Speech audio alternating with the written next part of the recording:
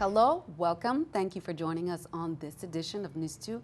I'm Sandra Guman-Singh. In our top story, the Virgin Islands may have access to $100 million with the rum cover-over taxes that Delegate Plaskett has been looking into as a way to alleviate the territory's fiscal issues and offer some solutions towards addressing our economy, as we shared on Monday. Now, residents share their sentiments with this update from Delegate Plaskett. Richard Dorsey files this report. Delegate to Congress Stacey Plaskett has been able to work with the rum cover-over subsidies to unearth up to $100 million. Like so many of you, we are very concerned about our financial crisis, our fiscal issues, and wanted to see how our office could be supportive in the efforts of our local government, our governor, and our legislature in their work. We noted that even by Puerto Rico's own admission in its SEC filings, that the amount of money has changed tremendously over time. However, the Virgin Islands amount of money that it is receiving from this worldwide production has not changed at all. We have made Treasury aware of this. We have asked them to please recalculate the monies. We are going to we have forwarded today the information that we sent to the governor, to Kenneth Mapp, to Commissioner Val Collins, the Commissioner of Finance, as well as the Director of the Public Finance Authority. Residents and business owners shared their insights on what that could mean for the Virgin Islands. $100 million if it's a legal way to get $100 million, if we're doing it the right way, and it could reduce taxes for the the taxpayers, then I'm completely for it. Well, right now it will be very good because especially for the money for the retirees who don't work and earn their money and can't get it, so $100 million will be very good for the economy right now. Richard Dorsey, NEWS2. The rum cover funds, while still in discussion with the U.S. Treasury Department, have brought a glimmer of fiscal hope to the Virgin Islands' economic issues. Be sure to count on to keep you updated. In crime reports on February 6 at approximately 6 p.m., police say a female walked into the Wilbur Francis Command and stated that on the same day, around 12 p.m. in Estate Grove Place, her boyfriend choked her, brandished a pistol at her, and stabbed her with a broken bottle. Here's more from VIPD. Patrol units were notified of the suspect's identity and place of residence at approximately 8:10 p.m. and apprehended the suspect the same evening. Joseph Brow, 31 years old, of Grave Place, was arrested and charged with assault second. Bail for Brow was set at $50,000 and he was remanded to the Bureau of Corrections. The Virgin Islands Police Department continues to thank the community for giving us information in solving many of these crimes. You can call the VIPD on St. Croix at 340-778-2211, on St. Thomas 774-2211. You can remain anonymous by contacting Crime Stoppers VI at 1-800-22-TIPS or 911. Virginia-based information technology firm Omni Systems Inc. They hosted their third Information Technology Expo at Frenchman's Reef and Morningstar Beach Resort on St. Thomas. Omni Systems founders addressed the importance of the cloud, cybersecurity, and data automation at the free event that drew many attendees who wanted to learn more. We're inspired to have this event here because, for one, I'm a Virgin Islander, and we got our start from and we're inspired by people from the Virgin Islands who would like to be role models to the young men and women in the Virgin Islands. We've gone to the States, we've been successful at what we do, and we just want to share what we've gained, to the Virgin Islands and bring it here and hopefully continue a legacy of IT professionals from the Virgin Islands doing very well. This is our third annual Technology Expo, and the purpose is educational to let the public know about topics. This year our focus is on cloud computing. It's a buzzword in industry, and we're trying to demystify it for the audience and let people know what it's all about. So you could come here to this week, today and tomorrow, and learn a lot about the cloud and all the different aspects of the cloud, what's the best way to utilize the cloud. IT professionals who are thinking about moving their infrastructure or their applications into cloud. Cloud is just the next evolution of computing, so we're showing you a lot of different things in here. So even phone systems now, we have some here for demonstration, are cloud-based. with this cloud computing also, it's another chance for those who are looking for career fields, but even like staying in the islands can do it, because now you can have all the resources you need exist somewhere else in the world, but you can access them from right here. So the reason we come back to Virgin Islands is Virgin Islands is home, is where we got started, and we believe we could inspire some young folks to do exactly what we did. So this year is going to be our 25th year in business.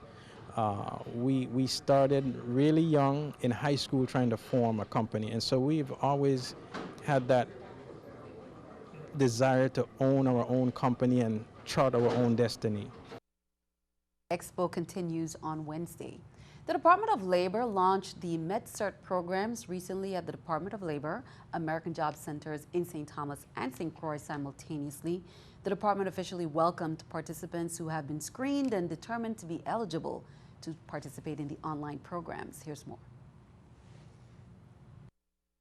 These participants have been assigned laptops. The laptops were presented to begin a special training. Hi, good afternoon. This is Wayne Farrell, Assistant Commissioner at the Virgin Islands Department of Labor.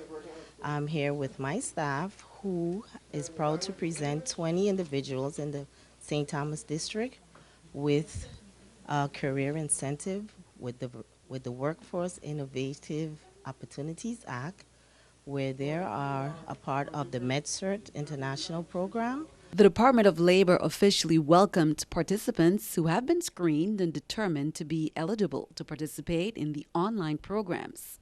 Where we have 3 gentlemen who's registered with the IT program, and we have 17 ladies who are registered with the medical program, where they will earn a certification to assist them in the future, and hopefully once we get the program ready, they can end it with a job. Participants on St. Croix were also given laptops simultaneously. With the signing of the Workforce Innovation Opportunity Act, training here at the Department of Labor has taken higher ground. All of our training opportunities now provided to individuals who are seeking to either advance their careers or seeking to advance their educational agendas can now be provided for free through the workforce system. And we're happy today that 20 individuals from the St. Thomas District have taken advantage of this training. They're actually excited. We're here today to congratulate them, to provide them with an orientation, to present them with their own laptops, which are provided free and available to each individual who participates in the program. We're really excited to be able to expend our funding in areas where there's growth and demand for trained individuals with credentials. The classes are expected to take about 6 months to complete. You can call the Department of Labor for more information. Iran's supreme leader publicly thanked President Donald Trump for what he called, quote, showing the true face of the U.S. Speaking to a group of Iran's Air Force commanders, Ayatollah Ali blasted Mr. Trump. According to an Iranian news agency, Khomeini said the U.S. administration is showing the true face of the nation. He reportedly referenced cases of Iranians detained at airports during the U.S. travel ban and claimed that it proves, quote, the reality behind the American human rights. His comments are the latest in escalating bravado between U.S. and Iranian leaders. Officials have spent the past several days exchanging fiery rhetoric centered on the U.S. travel ban and missile testing by Iran. Keeping our eye on the economy from 0 to 80, Tesla's Model S is now officially the world's fastest car. Motor Trend put the car to the test with electric engines. The Model 2 jumped from a dead stop to 60 miles an hour in 2.28 seconds. That's faster than any other street legal cars, including Ferraris, Lamborghinis, Bugattis, and any other exotic sports car you can name. The weight of the Model S helps its tires grip the road. The test used what Tesla calls the ludicrous Easter egg mode, which gives it more acceleration than regular ludicrous mode. Let's take a look at the New York Stock Exchange with the Stock Market Watch. According to the numbers there, we can see everything's up. The Dow 37, NASDAQ 10, S&P 500 also up. Coming up on News 2, we continue our Black History Month recognition.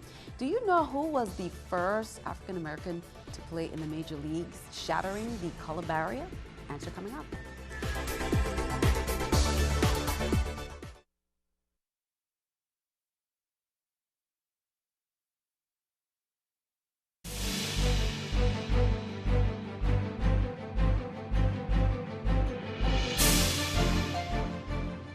Welcome back. Time for our Caribbean news. In St. Kitts, hospital records and systems updated. That's coming up. The government is rolling out how some new apps all to get e-government up and running. Here's more.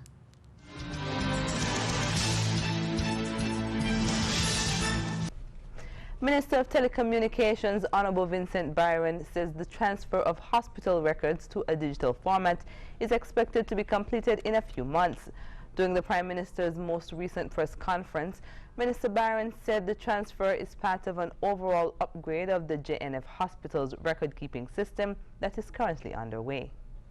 We are currently updating patient records so that we can have maybe about 70% completed, but these are being inputted as I speak, and we expect over the next few months, couple months, to have 100% completion in that regard. As part of its celebrations for the second anniversary in office, the Government of National Unity will roll out 5 additional mobile applications or apps which form part of its e-government services.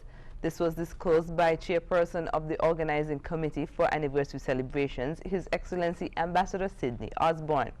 The additions include a Consumer Affairs app, SKNIS, St. Kitts and Nevis Information Service app, Crime Prevention app, a Government Directory app, and an Events app. Ambassador Osborne said the SKNIS app will offer information regarding government publications. This app also includes the SKNIS social media outlets and other useful information about the department. The Consumer Affairs app will provide information pertaining to where consumers can get the best prices on food items. The Crime Prevention app provides members of the public an opportunity to report on potential and criminal activities and also to get crime prevention tips. The other 2 apps are a directory app, which offers information on all government departments, and an events app will provide information on government-supported events such as the St. Kitts Music Festival. The apps will be launched on Wednesday, February 15th at a venue to be determined as part of the government's second anniversary celebrations. The free apps will be available for download on Google Play. Turn our attention back at home. The VI Waste Management Authority, they're advising the St. Croix community that solid waste haulers as well, including landscapers at the St. Croix Transfer Station, Peters Rest Convenience Center, and bin sites will not be accepting green waste. What does this mean for residents? Here's more from Waste Management. Solid waste haulers and landscapers are reminded that utilization of public collection sites to include PRCC and bin sites to dispose of green waste is prohibited and subject to penalties in accordance with Title 19, Chapter 56, Virgin Islands Code and Regulations.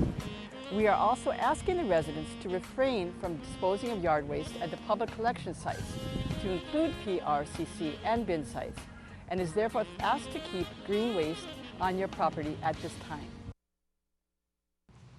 More than 40 future homeowners attended the second annual homeownership workshop that was held at the Department of Human Services Sugar Estate Complex on Monday. Presenters stressed the importance of applying for a mortgage loan and dispelling the preconception that you do not have the ability to buy a home. There are several programs available to first-time home buyers, and you are urged to call the department to inquire about these programs. After the 2-hour workshop presentation, the group broke into one-on-one consultation session. This event, which focused on the needs of those seeking their first home, was in response to a family needs assessment survey that was conducted by the Department of Human Services Head Start. The Department of Health is on a campaign to promote the prevention of chronic diseases in the territory. The campaign is focused on diabetes prevention, management, and the association between Chronic Disease and Tobacco Use. A series of forums titled Diabetes, a Deadly Disease, and Tobacco, a Deadly Substance will be held on St. Croix February 16th and St. Thomas February 23rd, in which physicians, nutritionists, and certified specialists will discuss lifestyle changes that can be implemented to prevent and or manage diabetes, the health risks caused by various uses of tobacco, how exercise can prevent and manage chronic diseases, and the importance of nutrition on your health, and much more. On St. Thomas, it's Thursday, February 23rd, 5:30 to 7 p.m. at the Charlotte Kimmelman Cancer Institute. Kevin Jackson, who is the executive director of the Virgin Islands Transfer Centennial Commission, said that the commission is very pleased by the large number of civic organizations that have submitted proposals for sponsorship of centennial events. He noted, to date, the proposal committee has reviewed over 40 community-based proposals in keeping with the Centennial Commission's intention to stimulate community involvement in centennial observances throughout 2017. The proposal committee, chaired by Dr. Eugene Peterson of St. Croix, has met and approved over 24 proposals for funding thus far and continues to receive new proposals for consideration daily. Now, if you are hosting centennial events, it may be placed on the Commission's website at www.vitransfercentennial.org. The Facebook page is United States Virgin Islands Centennial. Email the Commission at ed.transfercentennial2017@gmail.com, or you can call any of the listed phone numbers.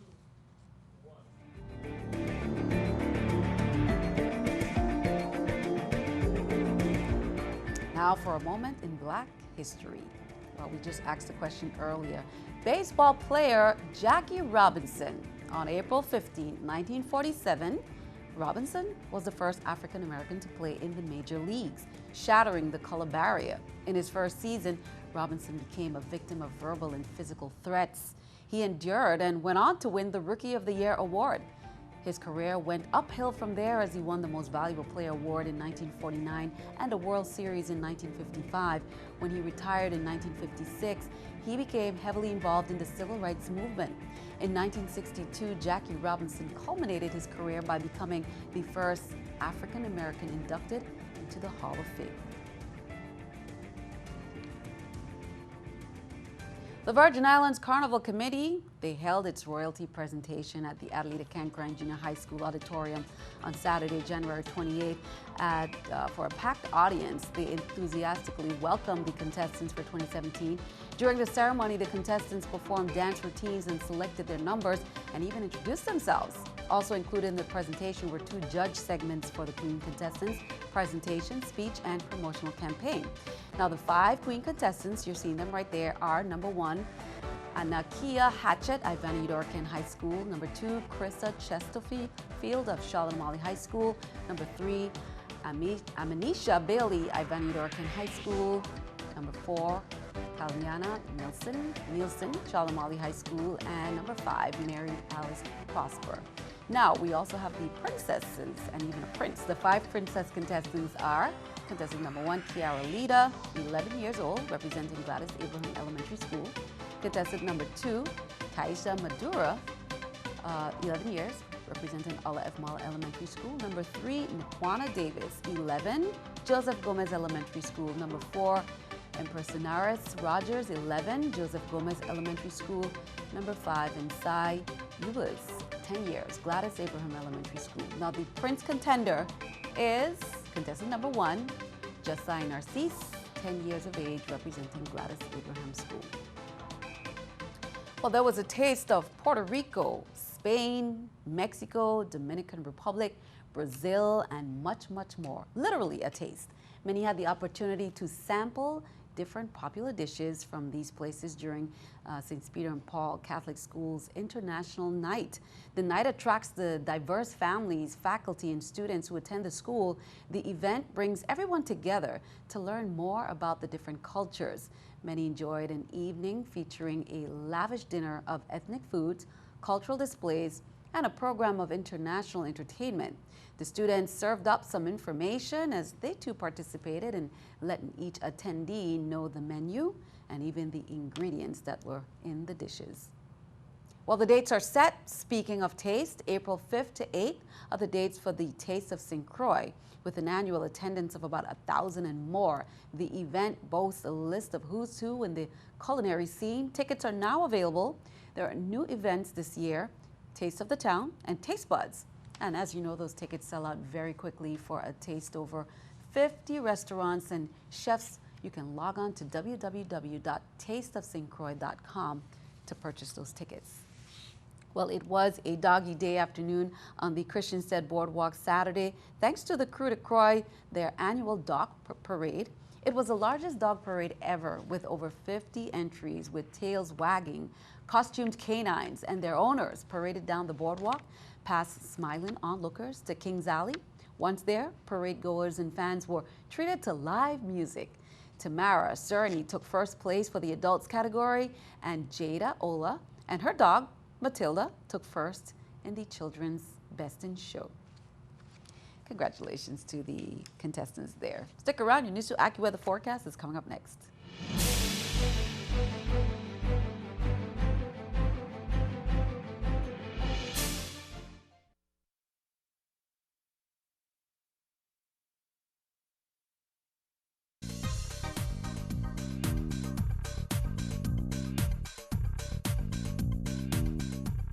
Well, taking a look at our current satellite and radar, as far as the Virgin Islands are concerned, we're in pretty moderate trade wind flow pattern, just a couple of showers around the region. Now, we did see a band of clouds pass over parts of Hispaniola, a little bit heavier of those showers held off towards our west. But as far as we're concerned in the Virgin Islands, we've missed quite a bit of that. A lot of that held off over towards Puerto Rico, though we did see a couple of those showers.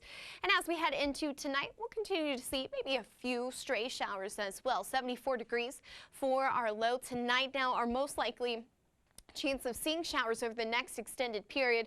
More so tonight into tomorrow morning. We do have just a group of clouds passing off in towards our area from the east. Those are going to be passing over the islands throughout our morning. A shower or two out towards St. John's. Once again, our temperature is very steady here. 84 degrees into St. Thomas. 86 out towards St. Croix, so getting a little bit warmer out there. And we will also see the chance of shower or so down towards St. Croix. But otherwise, we're looking at very beautiful weather moving into the rest of this week. We do, however, see a small craft use caution. We're seeing those moderate trade winds out in the east 15 to 20 knots. Now our small craft really going through our Wednesday evening. Waves 5 to 7 feet out there, so it is quite choppy on the Atlantic side, and pretty much the same story here on the Caribbean. Now, as we move throughout the rest of the week, those trade winds, they're going to drop off quite a bit, so really beginning to calm down. We could still see the chance of a shower or so, but they should be brief and very passing. In through the weekend, once again, mixture of sun and clouds with the brief passing shower in store. We have a high of 84 degrees. Our lows not dropping too low either. We're into the low to mid 70s. Back to you. Thanks for that. Time for our News 2 weather picture there by Kilana Pelage of Ricardo Richards, sharing some sunshine and a bright sunny outlook. Kilana, thank you for that.